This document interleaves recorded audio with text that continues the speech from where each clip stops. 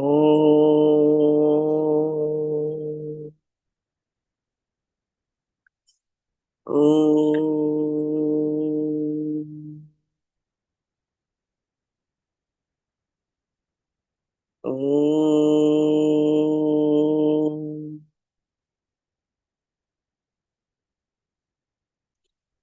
ॐ ब्रह्मानन्दं परमसुखदं केवलं ज्ञानमूर्तिं द्वन्द्वातीतं गगनसदृशं तत्त्वमस्यादिलक्ष्यम् एकं नित्यं विमलमचलं सर्वधी साक्षिभूतं भावातीतं त्रिगुणरहितं सद्गुरुं तं नमामि। श्रुतिस्मृतिपुराणानाम् आलयं करुणालयं नमामि भगवत्पादं शङ्करं लोकशङ्करं शङ्करं शङ्कराचार्यं केशवं बादरायणं सूत्रभाष्यकृतौ वन्दे भगवन्तौ पुनः पुनः सदाशिवसमारम्भां शङ्कराचार्यमध्यमाम् अस्मदाचार्यपर्यन्तां वन्दे गुरुपरम्पराम् वन्दे गुरुपरम्पराम्। ॐ सहना भवतु सहनौ भुनक्तु सह वीर्यङ्करवावहै तेजस्विनावधीतमस्तु मा विद्विषावहै। ॐ शान्ति शान्ति शान्तिः। नारायणं नमस्कृत्य नरं चैव नरोत्तमं देवीं सरस्वतीं व्यासं ततो जयमुदीरयेत्।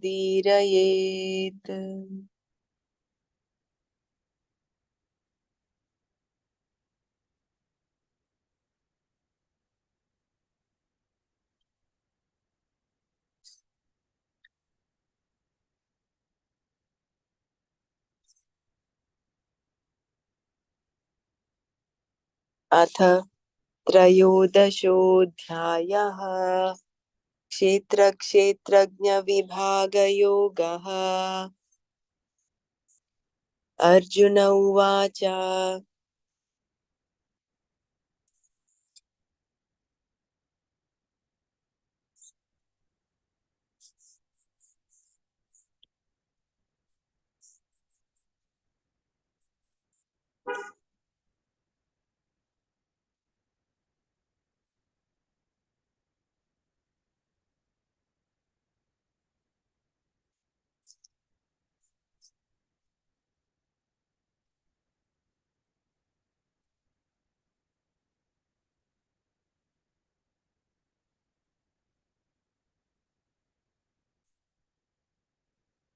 Just give me a second.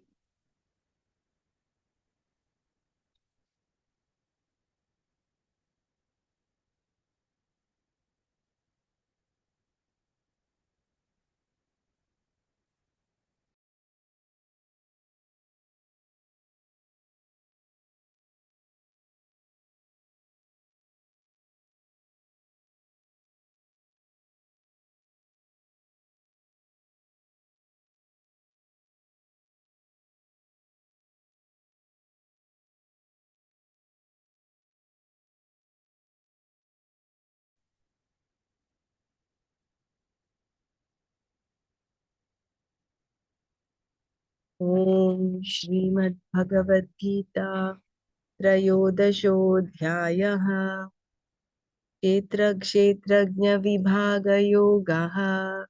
Arjun उवाच प्रकृतिं पुरुषं चैव क्षेत्रं क्षेत्रज्ञमेव च एतद्वेदितुमिच्छामि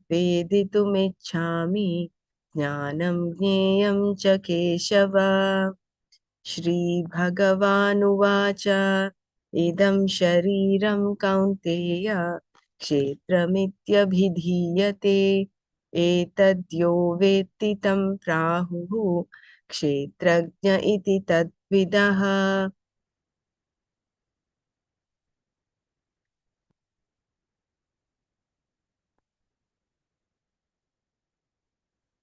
क्षेत्रज्ञं चापि मां विद्धि सर्वक्षेत्रेषु भारत क्षेत्रक्षेत्रज्ञयोर्ज्ञानं यत्तज्ज्ञानं मतं मम.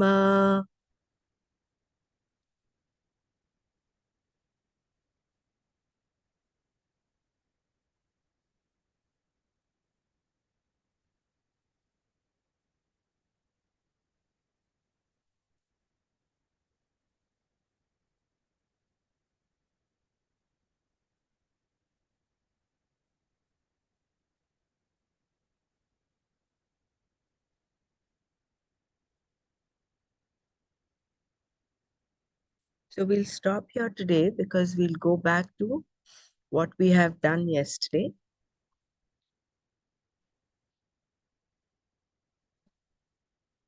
We'll do the second verse one more time.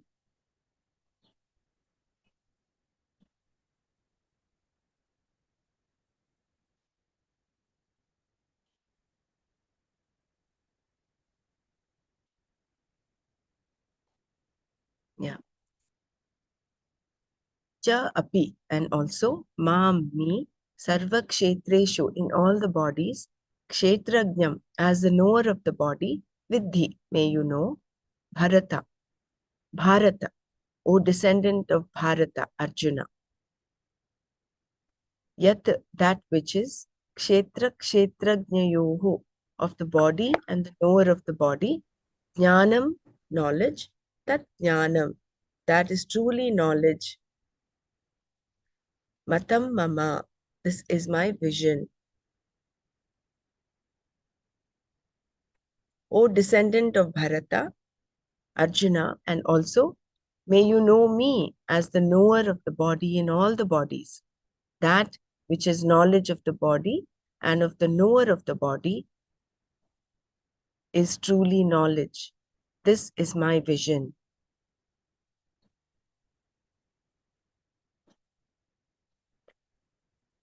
I am the Kshetrajna in all Kshetras, says the Lord. Here indeed is what the Shastra has to reveal. May you know me, Ishvara, as the Kshetrajna in all the Kshetras. Everything else in the verse is praise. That Kshetrajna who knows the Kshetra, the physical body, mind, sense complex, is to be understood by you as me, Parameshwara. Repeating this, here indeed is what the Shastra has to reveal. May you know me, Ishvara, as the Kshetrajna in all the Kshetras. Everything else in the verse is praise. That Kshetrajna who knows the Kshetra, the physical body, mind, sense complex, is to be understood by you as me, Parameshwara. This is the sense in which Krishna uses the first person singular here. Who is that Parameshwara? Shankara says, the one who is not subject to samsara. Everyone understands the Kshetrajna to be a samsari. But here he says, the Kshetrajna is identical with Ishvara, the Lord. And the Lord is not just the Kshetrajna in one given body, but in all, Sarva Kshetreshu. Wherever one says, this is my body, there is this Kshetrajna, the Chaitanya that obtains in every body. That Bhagavan says is me, Sarva Kshetreshu.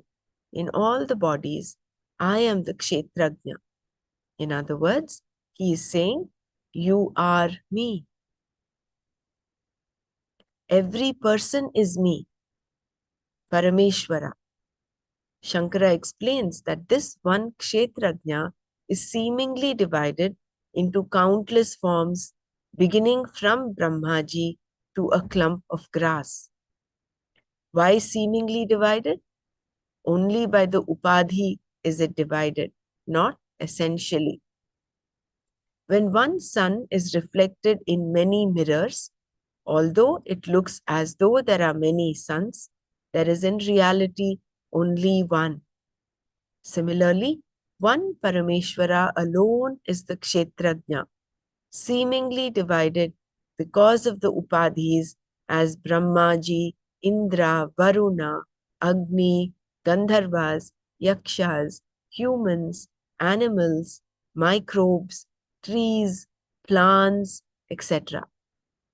In reality, that Kshetrajna is not divided at all. It is free from all differences brought about by the Upadhis. In all the Kshetras, there is only one Parameshwara, which is Atma, you. Further, Shankara says that it cannot be known by words that indicate what is Sat, existent, or Asat, non-existent.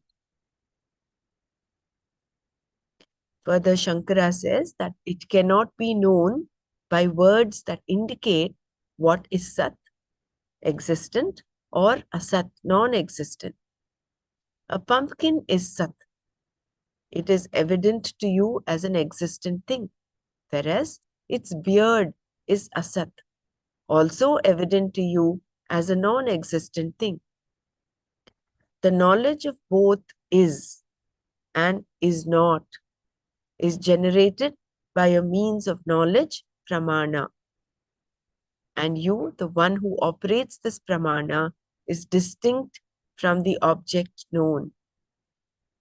But here, it is not known to you as one of the existent objects, but is that because of which everything exists and is by nature self-evident and self-existent. Please understand me as that Kshetrajna. Kshetrajnam mam vidhi.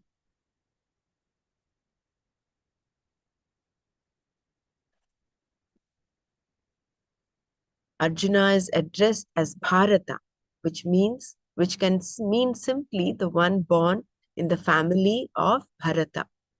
Here, however, in the light of the topic, an etymological meaning is appropriate. The one who revels in Brahma Vidya. Bha is Brahma Vidya, tasyam ramate iti Bharata. Here, Brahma Vidya is indicated by Bha, that which is in the form of effulgence. Atma is Chaitanya, which is known as Brahman. Knowledge of Atma as Brahman is Brahma Vidya, and the one who revels in the exposure to this Brahma Vidya is called Bharata.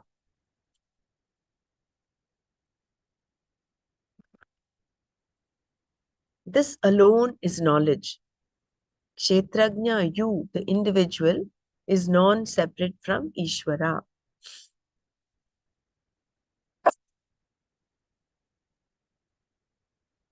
Knowledge of Kshetra and the Kshetrajna alone is knowledge. This is Ishvara's vision. Yat tat jnanam matam mama.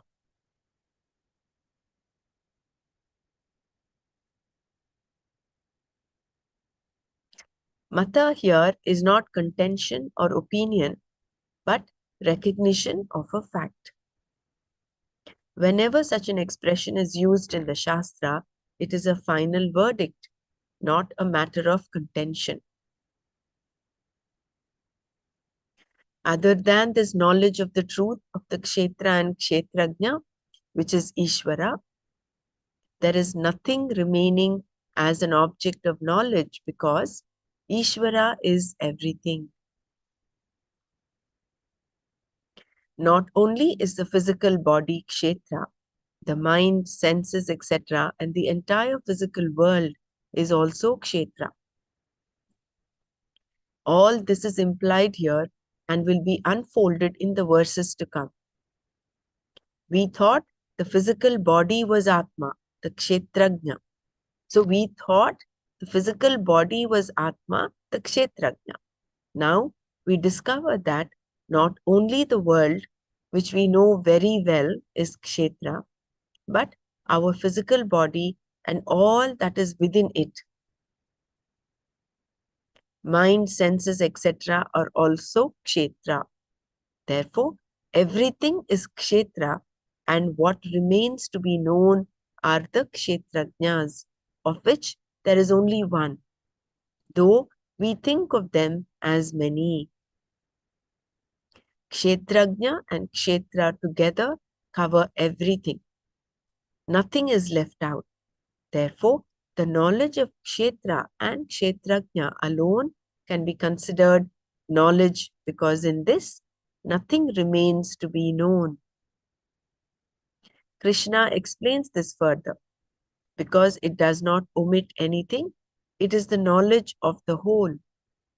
Any other form of knowledge is only partial jnana, and therefore ignorance, ajnana, in as much as it is sullied by ignorance. Once you know the kshetrajna as Ishvara and also the kshetra, you know the whole. That is the vision of Ishvara.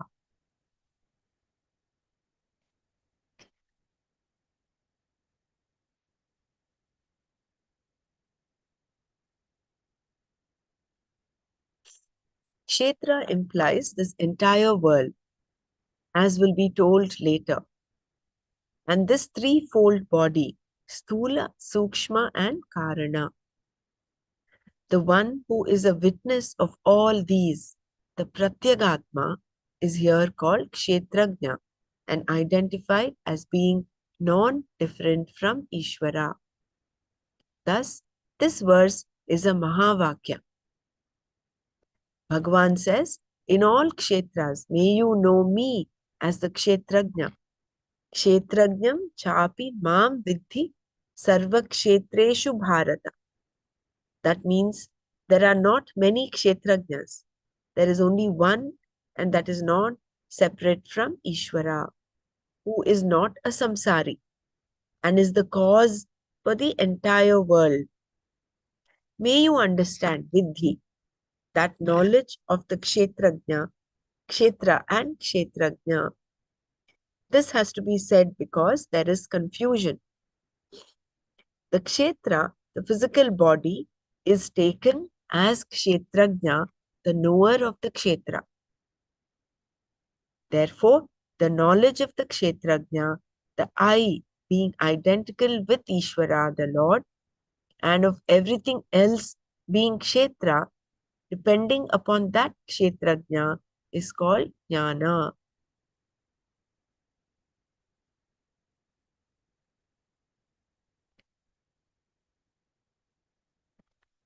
Anything else is called ajnana.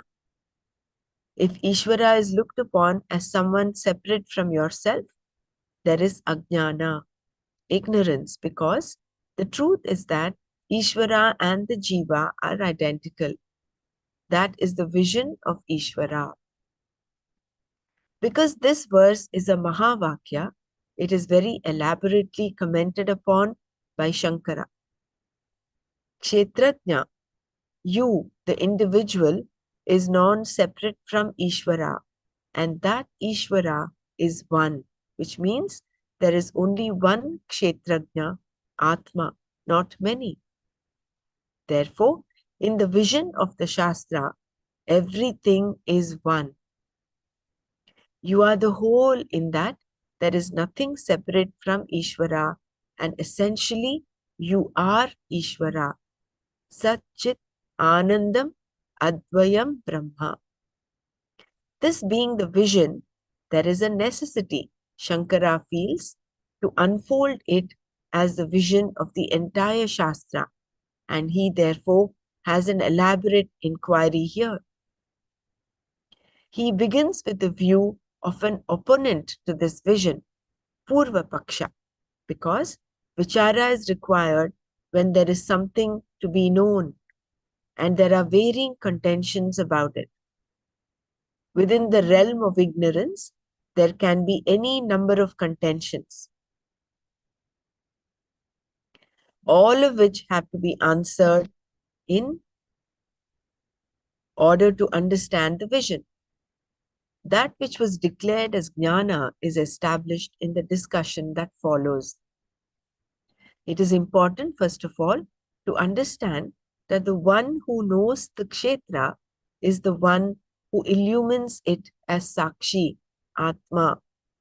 That is what is equated to Ishvara by the statement, Kshetrajnam chapi mam vidhi sarva kshetreshu. The Kshetrajna cannot be the same as Ishvara, an objection. This is what the Purva Pakshi is saying. From here, a lengthy discussion is presented by Shankara, answering all the questions raised by all the dualists and establishing that there the individual Kshetrajna is essentially not different from Ishvara. Swamiji elaborately explains all the arguments here, and therefore this section has to be studied carefully and repeatedly.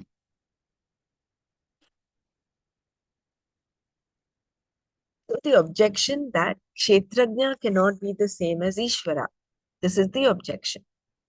An objection is raised about the statement of identity of the Kshetrajna and Ishvara. When he says, in all the Kshetras, understand the Kshetrajna to be myself.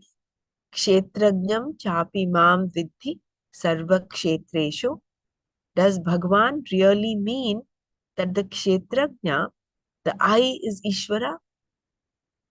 And if so, is the identity of Kshetrajna with Ishvara pointed out, or some kind of relationship between the Kshetrajna and Ishvara indicated?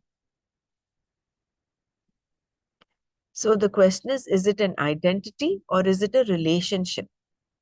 The basis for the latter contention is that the Kshetrajna can be included in Ishvara, but Ishvara need not be the Kshetrajna, as a tree is included in the forest, but the forest is not a single tree. Similarly, you can say the ocean is nothing but drops of water, but a drop of water is not the ocean. In the same way, they claim the jiva is only a fraction of Ishvara.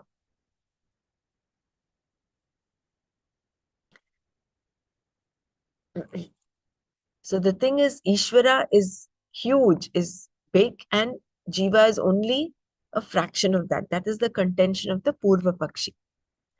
Like even the tree is part of the forest, and the forest is not a single tree. Is jiva only a fraction of Ishvara? Now this is this is the argument. Those who hold this view substantiate it with verses like that from the 15th chapter of Gita, where Bhagwan says, Mamaivamsho jiva loke jiva bhuta. Only a fraction, amsha of me, is there in the world of the jivas. Similarly, there is a verse in Mundakopanishad beginning with the words Dva Suparna Sayuja Sakhaya, that says, there are two birds in the tree of samsara. One goes about eating the fruits, that is karma phala, and another, without eating, watches the other bird eating. The Dvaiti will say, the one who does not eat is Ishvara. He is above everything. And the one who eats is the Jiva. By Ishvara's grace, this Jiva gains entry to heaven, where he enjoys some kind of beatitude. Beatitude, I think, is blessings. The basic premise is that as a Jiva, you are forever different from Ishvara, who by his grace can save you by calling you to a better place where there are no afflictions. This is the essence of the theology of any dualistic religion. They use mantras such as these to support their view of duality, Dvaita Siddhanta. trying to interpret all the Mahavakyas as revealing duality and supporting their arguments with citations from Padma Purana, Kurma Purana, etc. But however much they may argue for it, duality is something that is problematic in everybody's experience. So this is the counter argument. So duality cannot be real because it is a problem in everybody's existence. Atma is Ishvara. Now this is the contention of, this is the reply of the Advaiti. As the Shastra says, even if one makes a small division, udaramantaram kurute, between the Jiva and Ishvara, the Jagat and Ishvara, the Jagat and Jiva, Jiva and Jiva, then he has fear. Atha tasya bhayam bhavati. In Advaita alone is there abhaya, freedom from fear. Fear, especially fear of mortality and fear of loss in general, is the cause of all problems. Every individual is frightened. Only the degree of fear varies. You start as a child, frightened of the enormity of the world with which you have to cope. Everything is so big. Even an apple is a very big thing to have to put into your mouth. And when you see the power of the forces at work in the world, naturally you are frightened. This is the nature of every jiva. Among them, some can handle snakes, some cockroaches, and some fellows cannot handle anything beyond a housefly. This is samsara. This is an important thing to understand. Fear is samsara. As long as one is a mortal, one is a frightened, isolated individual. What I am is so infinitesimally small in the scheme of things, and what I am not is infinite. I am always at the mercy of the world and the forces therein. It is obvious that in Dvaita, duality, there cannot be any solution. In spite of this, the dualists try to seek some solution. If you win his grace, then Ishvara will bestow on you some beatitude amounting to the gain of some special world or experience, loka prapti. This is generally the contention of these dualists.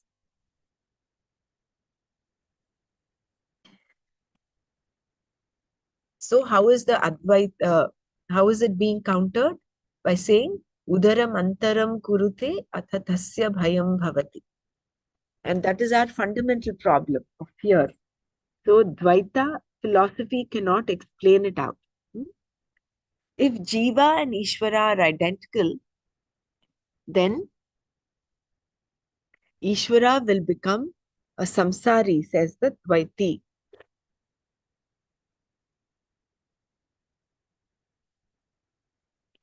If in all bodies there is an Atma, I, which is one, non-dual Ishvara, then other than that Ishvara, there is no other person.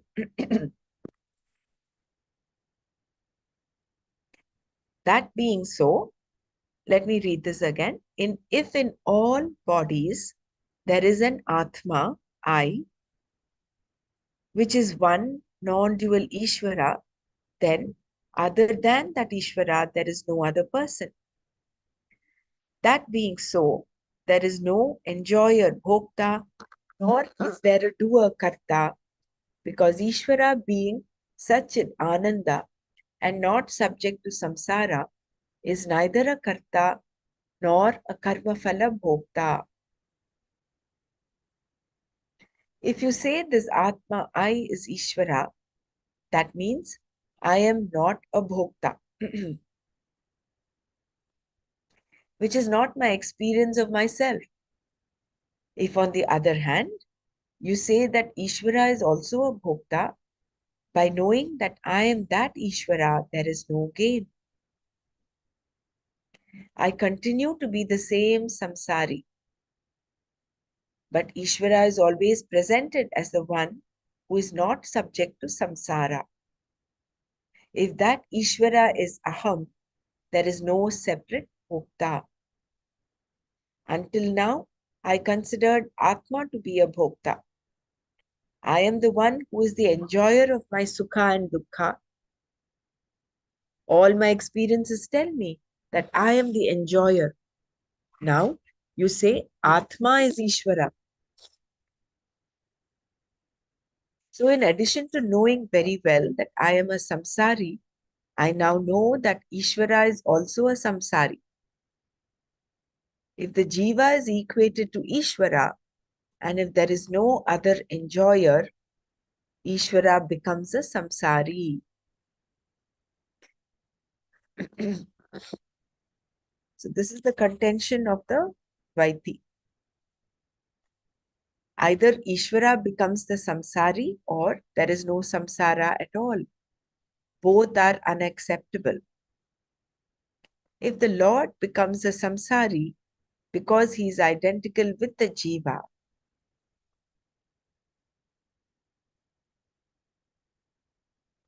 there will be no moksha. If there is no moksha, there is no bondage either because they are mutually dependent. But this is incompatible with our experience. We do experience a sense of bondage. If Ishvara is also a samsari, the maximum you can achieve is union with him, and union of a samsari with a samsari, however exalted, does not solve the problem of samsara. Fluctuating emotions, subject-object problems, fear, birth and death will all remain. You are eternally bound, which is highly undesirable.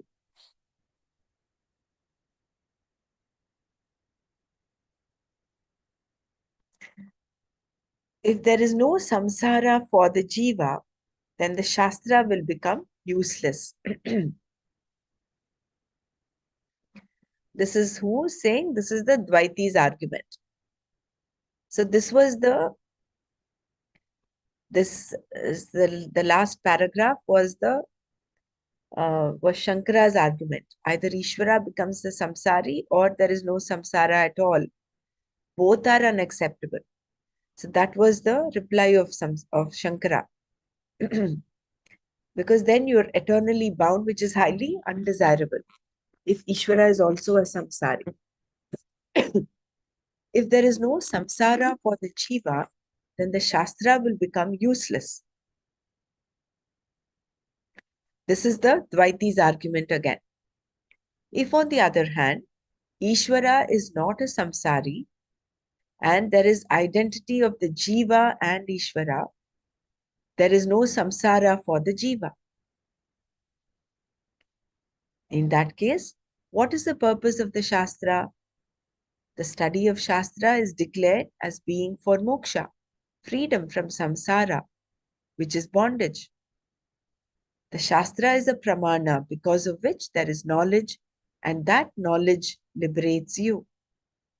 Here, however, we have the very unfortunate situation of the Shastra being useless because when there is no samsara, no bondage, there is no necessity for release. And if we accept that we do not require Shastra because there is no samsara, that implies that there is no rebirth, no karma, no punya or papa, no sukha or dukkha. There is no duality whatsoever because there is no subject-object relationship. But that is not what we experience, and we have to account for our experiences. Any teaching should speak of our experiences, analyze them, and reveal the truth about them. But it cannot go against our experience. Conclusions based on that experience can change in the light of knowledge, but not the experience itself. Similarly, a stick placed in a glass of water appears to bend. Perceptually, it is true. Factually, it is not.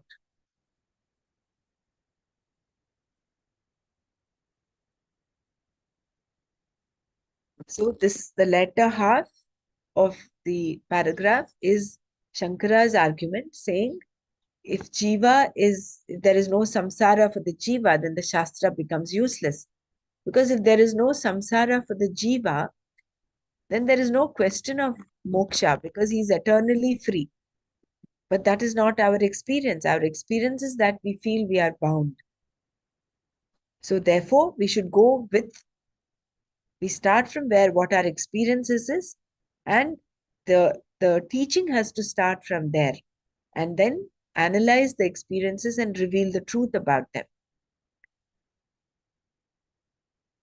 Knowledge can explain away a particular perception, but no shastra can say something which contradicts the pramanas like pratyaksha, perception, anumana, inference, and so on. It can reveal that there is a heaven, for example, which is not against pratyaksha or anumana, because it is not within their scope. But if it were to say that after having gone to heaven, you can lie there eternally, we would have a problem because that is against all reason, anumana, etc. Perception is twofold: witness perception and sense perception. I will just read this once again. Knowledge can explain away a particular perception, but no shastra can say something which contradicts the pramanas like pratyaksha, perception, anumana, inference, and so on. It can reveal that there is a heaven, for example, which is not against pratyaksha or anumana because it is not within their scope. But if it were to say that after having gone to heaven, you can lie there eternally, we would have a problem because that is against all reason, anumana, etc. Perception is twofold: witness perception and sense perception. Samsara is characterized by pain and pleasure and their causes, success and failure, and the pairs of opposites like heat and cold. A samsari is always concerned about the future, unlike a sadhu who lives from moment to moment. The existence of samsara for a jiva cannot be denied because it is experienced by his own means of knowledge like perception. By witness perception, you experience what happens in your mind, sukha, dukkha, the essence of samsara. The causes for it, like heat and cold, are sensorial. So that is a sense perception. All the things that are desirable as well as undesirable are experienced by you and cause sukha and dukkha. Therefore, you cannot say that there is no samsara. Further, samsara can be inferred from the number and varieties of jivas that exist. Why do we see so many varieties of jivas? There must be some cause. One person is wealthy by birth, another is poor. One, though poor at birth, becomes rich. Another remains poor throughout his life. We find varieties of circumstances in terms of wealth, health, marriage, children, citizenship, talents, career, and so on. All these are not totally self-planned and achieved. From this, we surmise that there are a variety of underlying causes.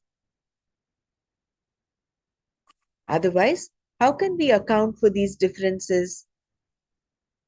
Even the genetic model can be traced to the more fundamental model of karma. There is an anumana in keeping with the Shastra, which talks about a jiva independent of the physical body who survives death and assumes a new birth in various situations determined by its own set of karmas. So this is what the Shastra says. It talks about a jiva independent of the physical body who survives death and assumes a new birth in various situations determined by its own set of karmas. The jiva is not feminine or masculine and may assume either a male or female body depending on which set of karmas need to fructify.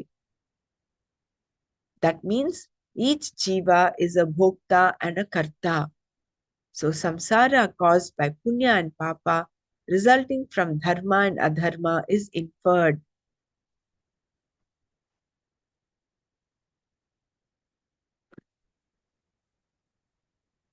All these become necessarily untenable when Atma, the Kshetrajna and Ishvara are identical. Until then, these problems persist. The absence of samsara is contradicted by your own perception and inference. It is against all our pramanas. So we cannot say that the samsara does not exist. That was the Purva Pakshi's argument.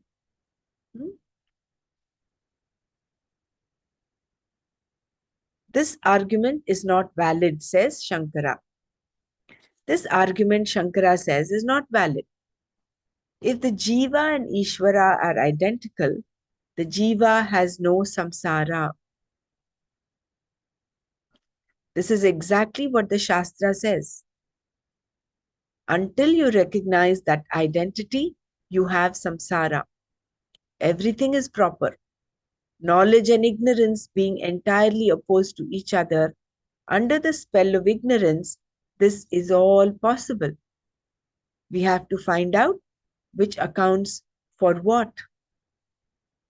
To explain, Shankara quotes a number of vakyas. In Kathopanishad, it is said, these two paths, ignorance and what is known as knowledge, are far removed from and opposed to each other. Kathopanishad, the different verses. Yeah, there are only the quotes. Earlier, the same Upanishad shows the difference between these two in terms of result by saying, Shreyas and Preyas are different. Preyas, the result of avidya, means something desirable like heaven, etc. Because of the ignorance, I am the karta. I perform karma, taking myself as the agent. And if everything goes well, the result will be preyas, a karma phala. The result of vidya is just the opposite, which is moksha.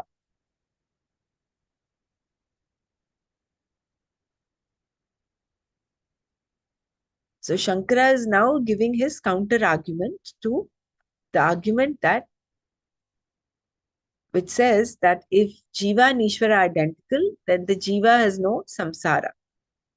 So he's saying that's exactly true, that as long as the identity of the Jiva and Ishvara is not known, samsara will exist.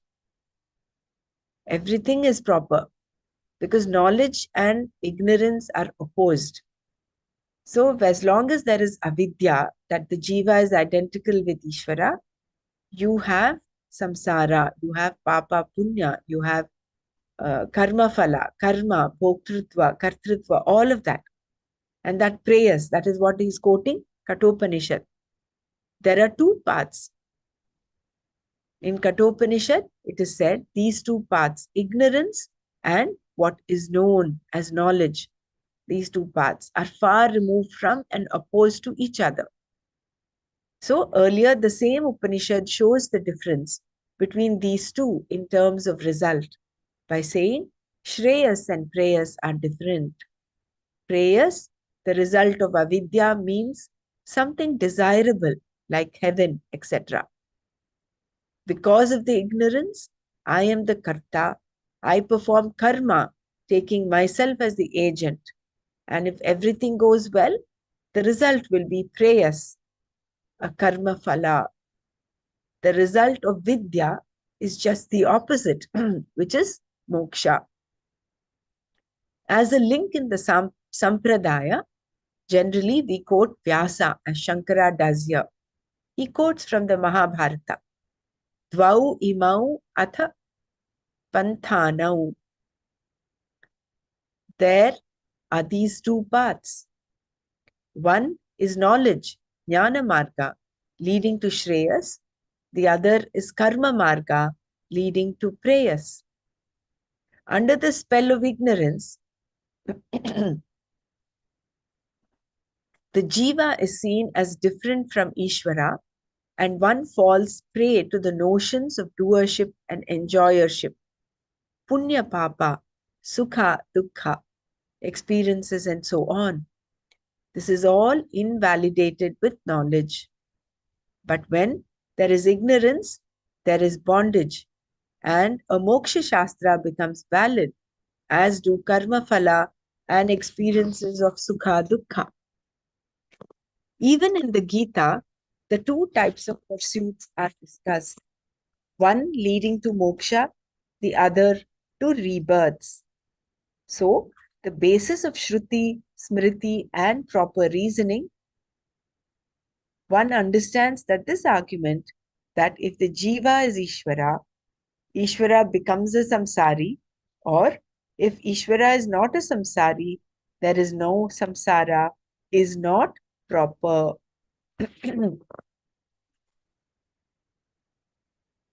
So this is the counter arguments that Shankara gives. If any one of you wants me to repeat, just let me know, or we move ahead. So basically, Dr. Dravida, yes. he's confusing us so much. So far, if you had to explain in one line, tell me your understanding so far. Once he says, you are a drop of water in the ocean, right? And a tree in the forest. This means that all of us need you. All of us are a part of it. That's why yesterday my thought was Tatvamasi Aham Brahmasmi. That means me, I am a part of Ishvara, like a drop of the water is part of ocean, like tree of forest. This is my thought on it. Please share your thoughts so far. Whatever is your take on it, or Nana's take on it. Did you get it, or should I write? Yeah. No. I got what you said. Thank you for sharing. But as long as you consider yourself a part of Ishvara, there is a separation between you and Ishvara. For instance, the separation between that water droplet and the ocean, the tree and the forest. And what does Shastra tells us? Udara mantaram kurute atha tasya bhayam bhavati. As long as there is a distinction, as long as you see the other, as long as there is a separation, there is going to be fear. And fear is samsara, is what Shankara says, is what Swamiji said. And what are all we here for? We want moksha, we want that freedom from samsara, isn't it? So, The Dvaiti's argument is that Jiva is only a part of Ishvara. Whereas Advaita says, what Shankara says is that as long as there is avidya, as long as there is ignorance, there is this separation. Samsara will exist. But the moment you get the knowledge, you are the whole. There is no difference between Jiva and Ishvara. They are identical, Exactly. right? So that So, is what. Sorry. Okay, go ahead. so Jiva is not a part of Ishvara. Jiva is Ishvara. With That is knowledge, Aham Brahmasmi. That is right, the Tattva. That's correct. what the Songit was round and round. That the basis that Hmm. the Art Ishvara is the correct. Yes Correct, or no? correct, Thank you. Thank you correct, so much. correct. Thank You're you. very right. Thank you so much. Please Yeah. go ahead. Knowledge and ignorance make all the difference. To claim that Ishvara is a samsari contradicts the definition of Ishvara and denies the possibility of moksha. Ishvara, the one who is the Lord of everything, cannot be a samsari. If the jiva is identified as Ishvara and Ishvara is free from samsara, then the jiva is free from samsara, which is against our experience. But there is no difficulty if one takes into consideration knowledge and ignorance. The opponent's argument is that if he is Ishvara, there should be no samsara. That is true. If you are Ishvara, there is no samsara. If you know this, if you do not know, you will definitely know yourself as a samsari. I am Ishvara, but still I am a samsari. You can never say. Therefore, knowledge and ignorance make all the difference. The opponent is led to make this argument because he does not understand what is meant by the jiva being equated to Ishvara, the Lord. Therefore, he says, if the kshetrajna, the subject, the known meaning of the word I is equated to Ishvara, the Lord becomes a samsari because of his identity with one who is subject to pain and pleasure, numerous limitations, and finally, birth and death.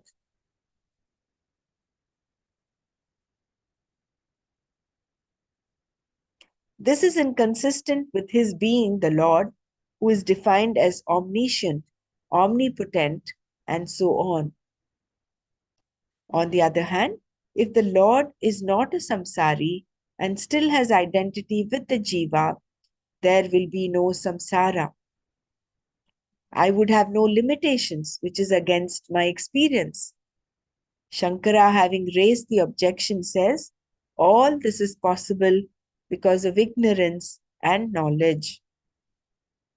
You are identical with Ishvara, but you have to know it as such. If you do not know, you have samsara. All limitations are purely incidental, not intrinsic to the self, the I who is the Lord. There can only be one infinite, limitless whole, not two, and consequently, you cannot be separate from the limitless, nor can it be made up of parts. Thus, the answer, knowledge and ignorance account for this peculiar situation, is valid.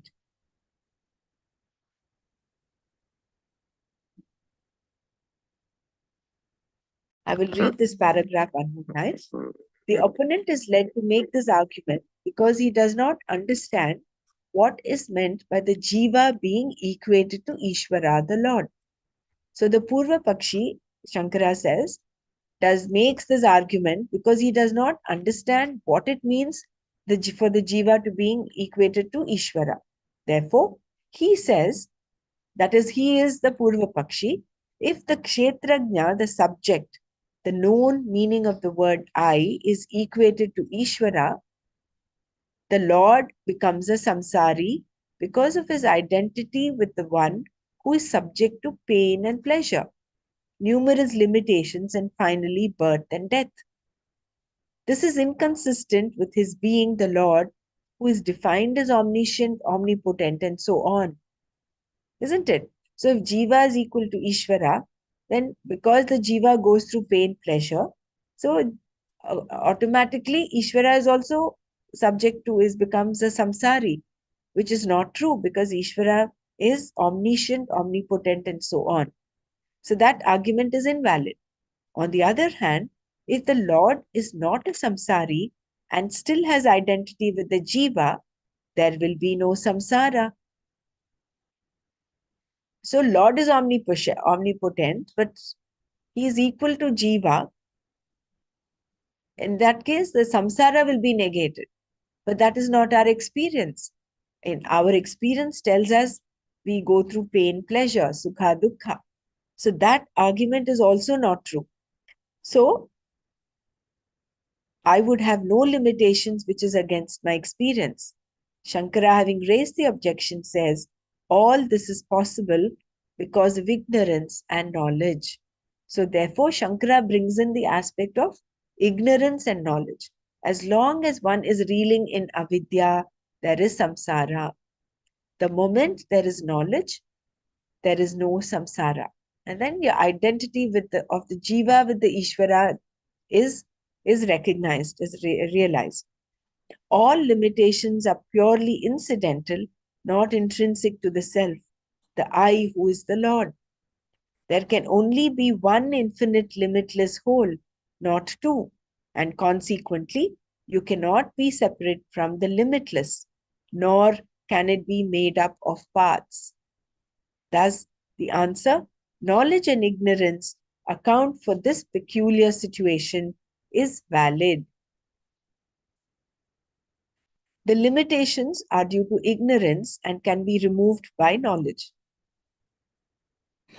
If one says that in spite of being identical with Ishvara, one experiences oneself as having limitations, that is understandable. And that is due to not recognizing oneself as identical with the self or the Lord. Therefore, Shankara says that this ignorance, along with its effects, which are the limitations, has to be removed by knowledge.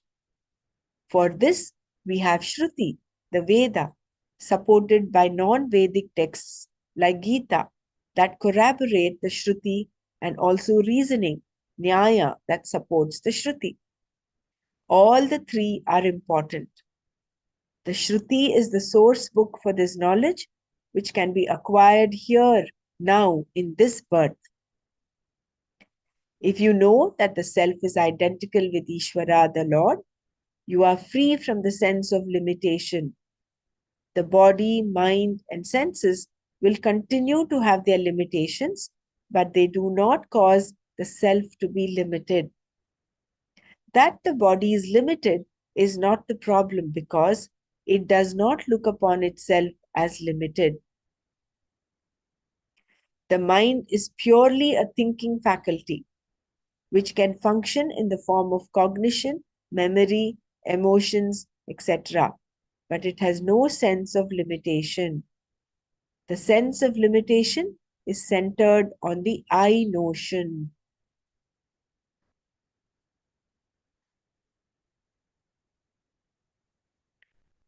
Such a beautiful way in which Shankara has brought out the argument. As long as we have the sense of identity with the small I, we are reeling in samsara. We reel in limitations. We have the fear. We have sukha, dukkha. Whereas when we realize that the small I is nothing but the big I, Jiva and Ishvara are identical, then although the body, the mind will continue to go through their experiences, there is no sense of limitation. The sense of limitation is centered on the I notion. That is why in chapter 5, the Jnani is able to say, uh, Pashyan, Shrinvan, Sprishan, Jigran, all that is happening. But I am not that. I am not the one. I'm only the witness to all of that.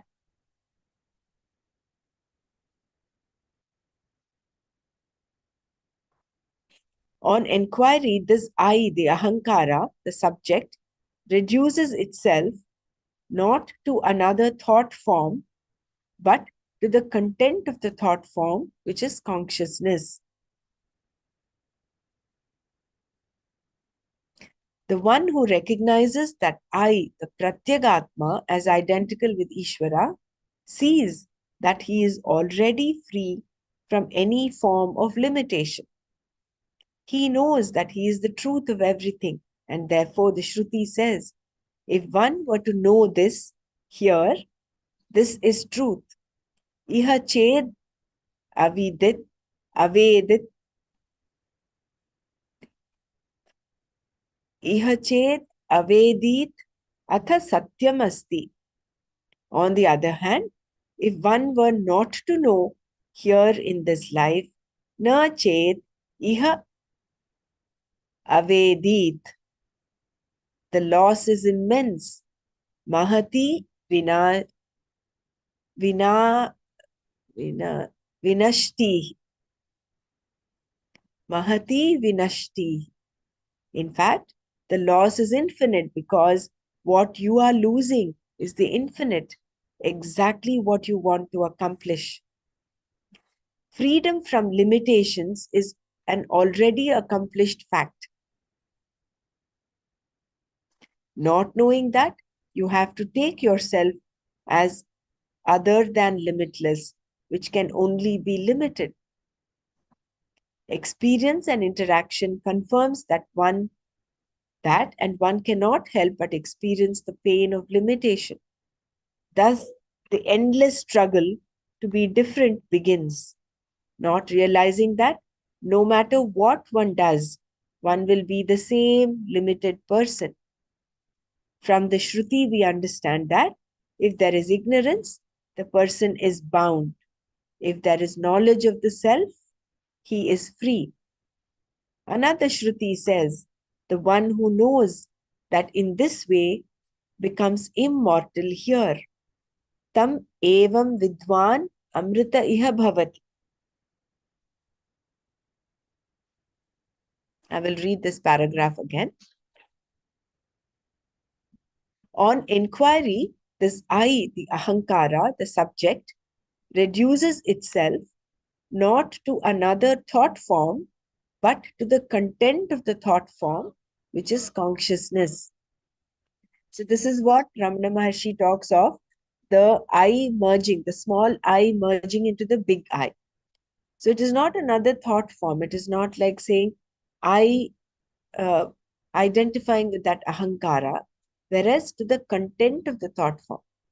The ahankara is because of consciousness, right?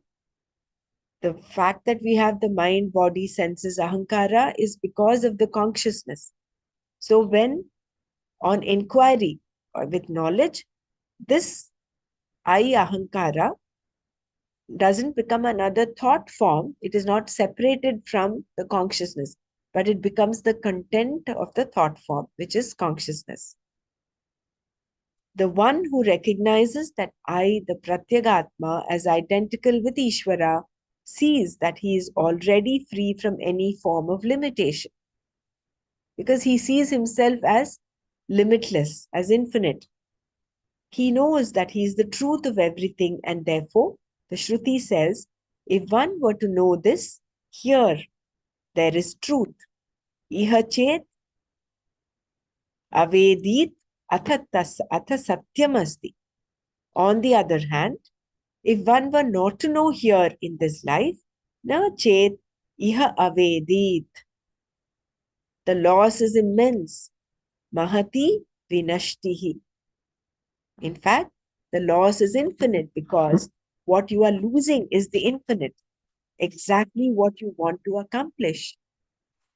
Freedom from limitations is an already accomplished fact. Not knowing that you have to take yourself as other than limitless, which can only be limited. Experience and interaction confirms that one cannot help but experience the pain of limitation.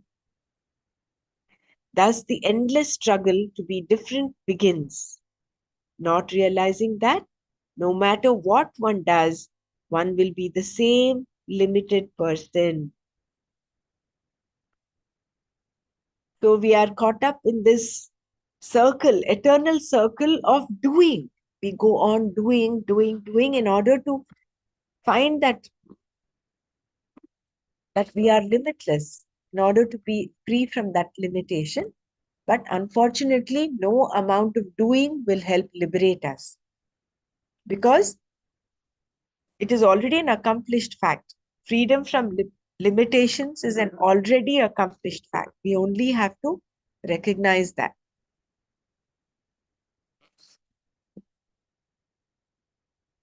From the Shruti, we understand that if there is ignorance, the person is bound. If there is knowledge of the self, he is free. Another Shruti says, the one who knows that in this way becomes immortal here. Tamevam vidwan amritaiha bhavati. This is from the Taittiriya Upanishad.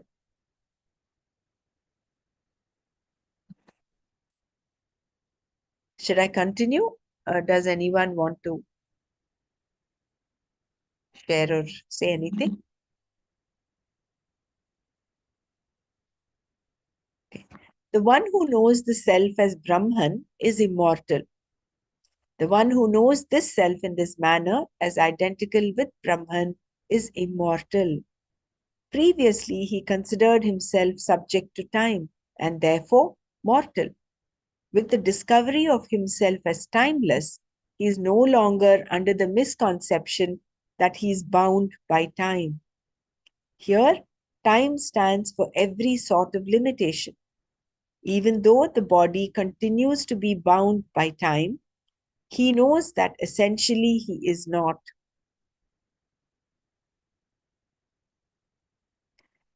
Even though the body continues to be bound by time, he knows that essentially he is not. The notion of being a mortal is completely nullified, and therefore the I is free from the limitations caused by time, etc. And this liberation is iha, here in this birth, not after death. If the individual soul survives death, it will continue to be an individual soul, which cannot by definition be free from the sense of limitation. Since this knowledge can be gained now, while in a human form, that means it is a form that is eligible for this knowledge. So, very good. So, the notion of being a mortal is completely nullified by knowing that he is timeless, that he is not bound by time.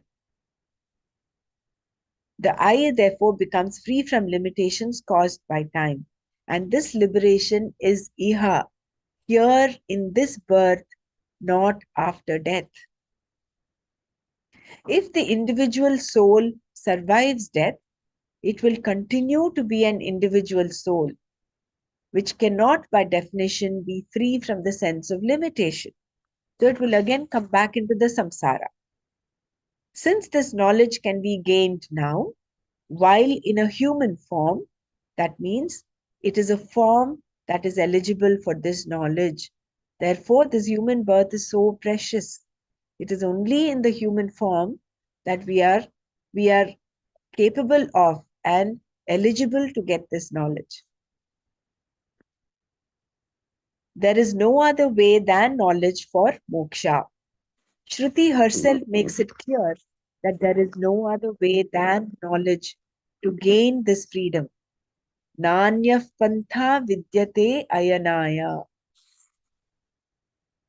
This is from the Shvetashvaropanishad. Nanyah pantha vidyate ayanaya. For freedom from being a limited person, another path does not exist. When the whole problem is one of ignorance, what other way is possible? If I do know something and knowing it is going to mean my freedom, I must know. Sorry, if I do not know something and knowing it is going to mean my freedom, I must know. Experience is not going to accomplish that freedom for me. The self is always experienced, and moreover, all experiences happen because of this awareful self. Any type of experience, whether subjective or objective, in relation to an object external to the senses, implies the presence of consciousness. Remember the apada talamastaka. That experience is because of consciousness. So, Nanya pantha vidyate ayanaya. There is, for this freedom, there is no other path except knowledge, because ignorance is the problem. A perception of a form, for example, is nothing but consciousness plus whatever constitutes the perception. Similarly, a sound, smell, taste, or touch perception, or anything you imagine or dream, are all nothing but one consciousness which does not differ. It is not necessarily to specially experience the self, because it is always self-evident, and because of which the self you experience everything else. Let me read this again. So, similarly, a sound, smell, taste, or touch perception, or anything you imagine or dream, are all nothing but one consciousness, which does not differ. It is not necessary to specially experience the self, because it is always self-evident, and because of which the self you experience everything else. Therefore, freedom is a matter of recognition, a matter of knowing the self. The fact is, freedom is identical with yourself. It is not something that is created and can therefore be lost. If there is such a thing as freedom, it can only be intrinsic to the person who is seeking freedom, and can be gained through the discovery that the seeker and sought are identical. It cannot be said more directly than it is in this Vakya. Nanya pantha vidyate ayanaya. It appears in the Yajurveda and Purusha Sukta, and is expressed differently in many other Shruti texts. Taittiriya Upanishad says, Anandam Brahmano Vidwan Nabhiveti Kadachaneti. The one who knows the Ananda of Brahman is never afraid. Everybody knows Ananda in some form. Different types and degrees of pleasure from different sources will all reveal one fact, that in spite of limitations, one can be happy.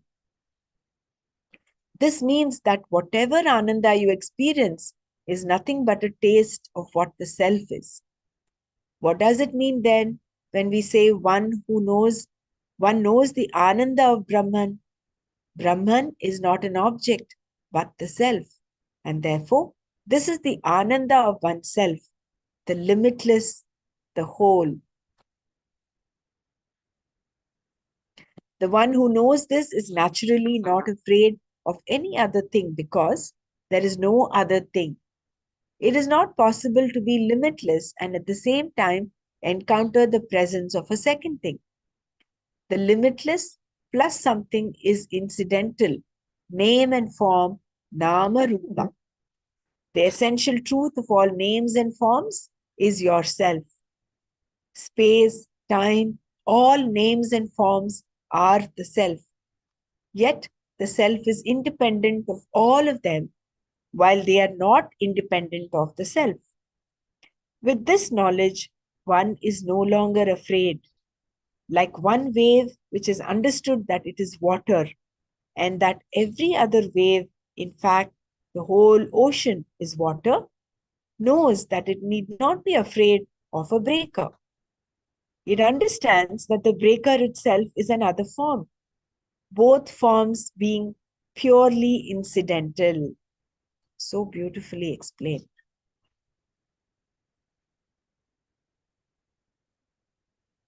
There is still quite a lot of this.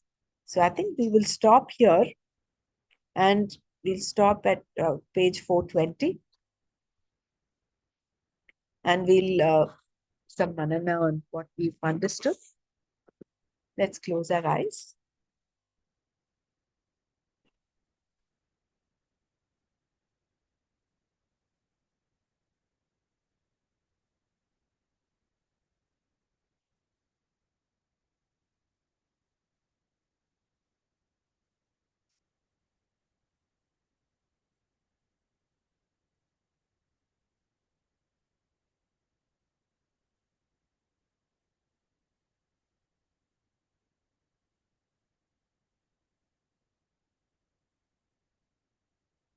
Yeah, let us share our understanding of what we listen to.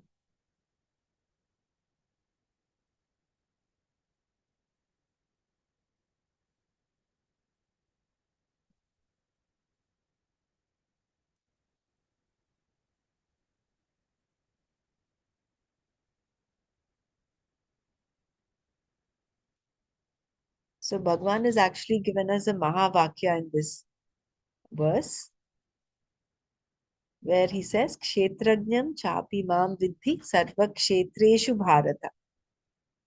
And in order to uh, understand this, vichara is required. And for vichara, you require,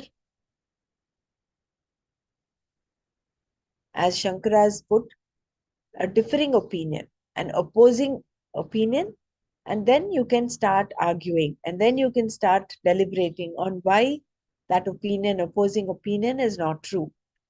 Taking the Shastra as the Pramana. Taking the quotes, he's quoted so much extensively from so many Upanishads. So the opposing view, the Purva Pakshi's view, is that Jiva is not identical with Ishvara, but is only a part of Ishvara.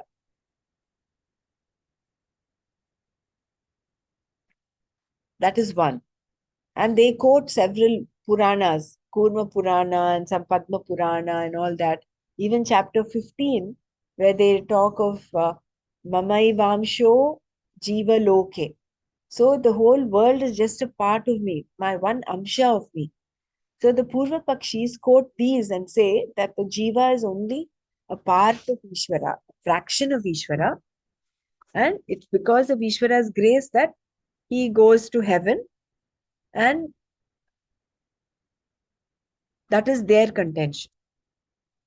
Now, Shankara starts analyzing and doing bringing out the argument that if Jiva is identical with Ishvara, he brings in those two aspects of how uh, Ishvara becomes a samsari, becomes a bhokta. That is one on one aspect. And the second aspect is how if Ishvara is not samsara, is not a samsari, then there should not be any samsara at all. If Jiva is equivalent to Ishvara. These are the opposing views. But then the fact that we have samsara, it is our experience, so you cannot negate it. So he brings all of that about, circles all of that, and he says the fundamental problem is that of ignorance. There is only one, which is manifesting because of the upadhi as different forms, starting from Brahmaji right to the microbe. So all the differing forms that we see, multiplicity and diversity we see, is only because of this veil of avidya. Just like the sun is reflected in those thousands of mirrors or the thousands of pots. So the fundamental problem is that of ignorance, and it is only through knowledge that this ignorance can be removed. And when that is removed, the recognition that Jiva and Ishvara are one removes the bhayam. Arthat. So as long as there is a difference, there is going to be bhayam. And fear is samsara.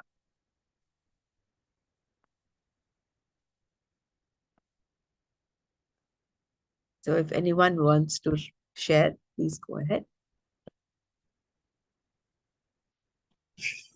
So in the Vyavhar, the difference will be there, no? So Bhayam will also remain. So we need to protect ourselves wherever there is a danger to this body. Am I right? So Bhayam is the part of the of our existence in this physical body. Yeah, bhayam, because we have bhayam is because the reason we have bhayam is because of ignorance of what our true nature is. But even if the knowledge dawns, but in the Vyavhara, if lion is coming in front of me, I need to protect this body, no? Just because everything is same, I cannot just walk in front of lion.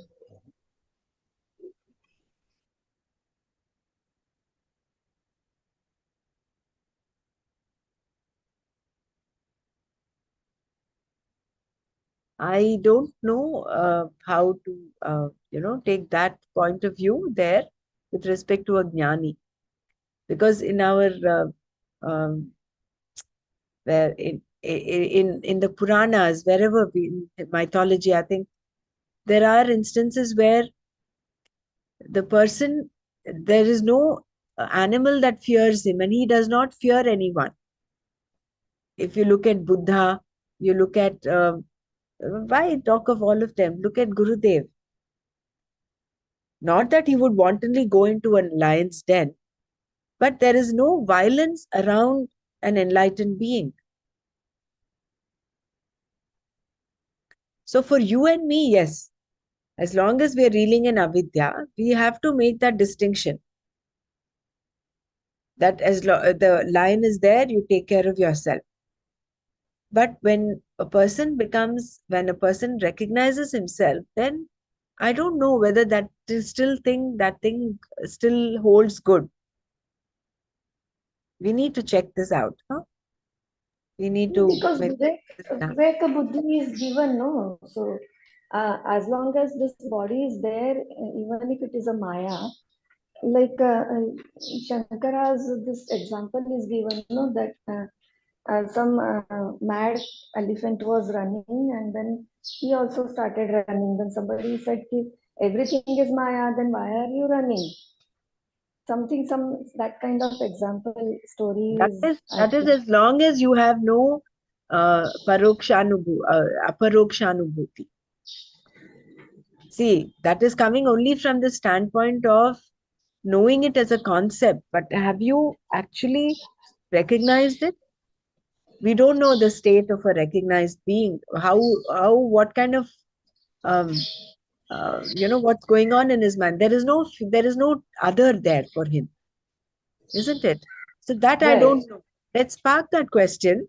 It's a good question. Maybe we should we'll ask Nana about it tomorrow when we Sure, have his. sure.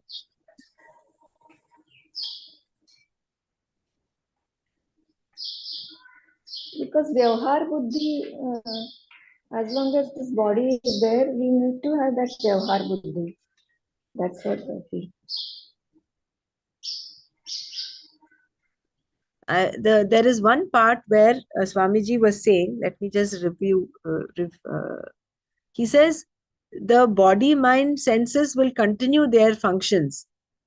It's that if you, from that I, ahankara, when you get that I thought, it is not another thought, but it is the content of the thought. That is consciousness. So similarly, for a jnani, he may see a thought as a different thing, but it is not like a separate entity, but it is part of him. It not, no, I can't, it's not right to say part of him. It is one consciousness.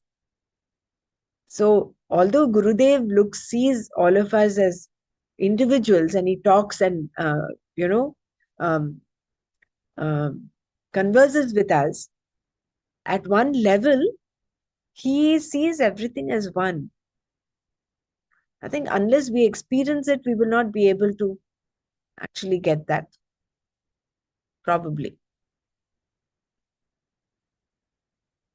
Still, it's like this is just vague thought, but uh, suppose when some mad person is driving fully, then Gurudev will naturally uh, keep his body away from that person's vehicle, right?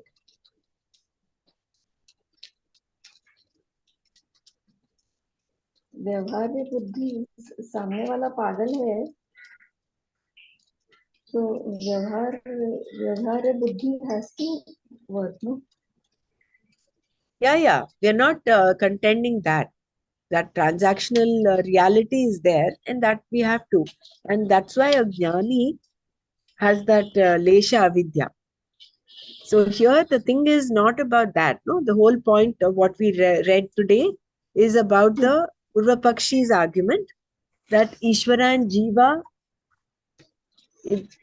that identity is not that they're identity, they're not identical, but Jiva is only a part of Ishvara. And how Shankara has denounced that. So that um,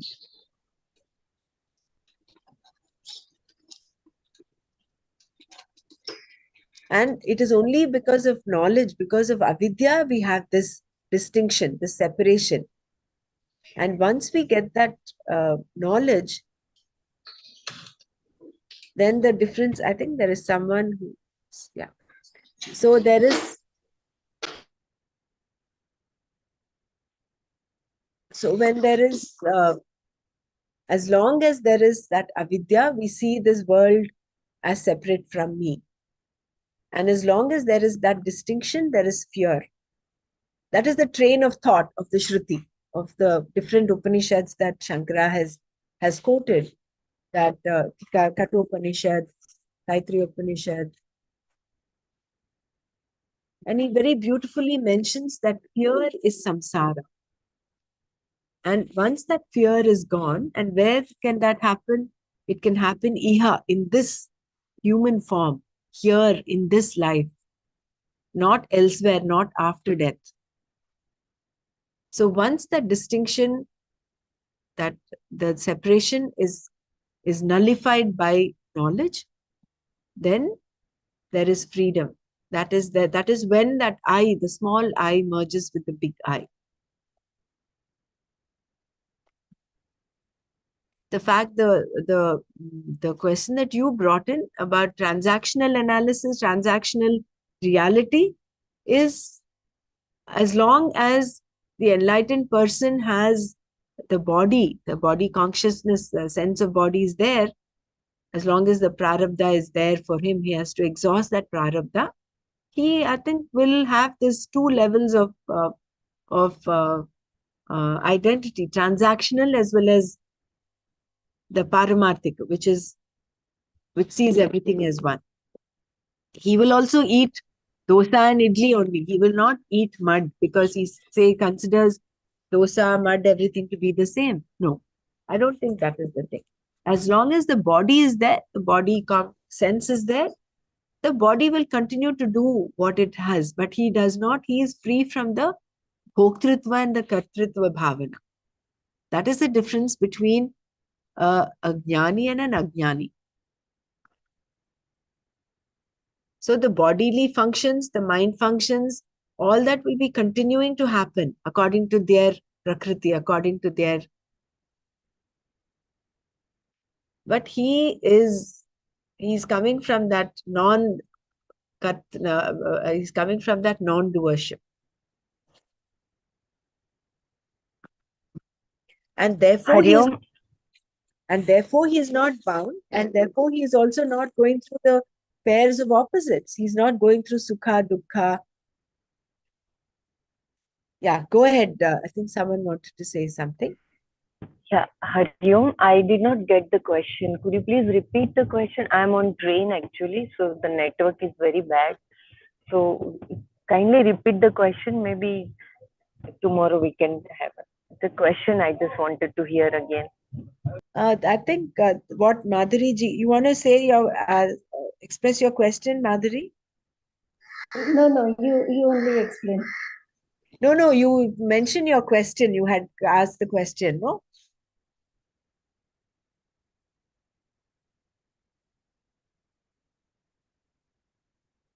You had a Yeah. question. You had a question about the Vyavaharik Satta, Sattva, Right. Yeah. Vyavaharik What Sattva.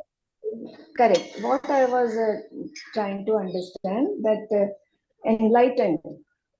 Suppose we are enlightened, but still the Vyavaharik Satya, all of us, means even if after enlightenment also, Vyavaharik Satya, you will have to maintain it at certain level because we have taken this body form to it's whatever its dharma is, you need to follow. Even miss the mind, intellect, memory, ego, though he is a witness to all this being enlightened, but witness, yes, in the witness consciousness also, as Gurudev says, there is no difference between this body and that body.